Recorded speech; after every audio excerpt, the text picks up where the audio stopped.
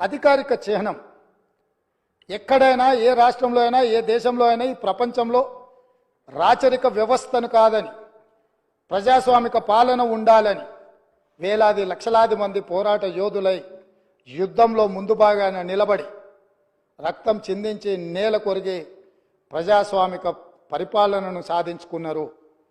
ఆ కోవలో భాగంగానే తెలంగాణ రాష్ట్రం నిజాంలకు రజాకర్లకు వ్యతిరేకంగా నిటారుగా నిలబడి కొట్లాడి విముక్తి పొందినరు.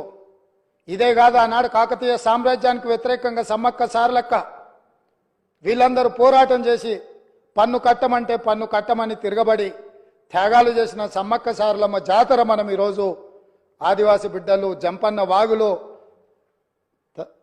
తలార స్నానం చేసి అక్కడికి వెళ్ళి దేవుణ్ణి దర్శించుకుంటున్నాం. అలాంటి త్యాగాల పునాదుల మీద ఏర్పడ్డ ఈ తెలంగాణ రాష్ట్రం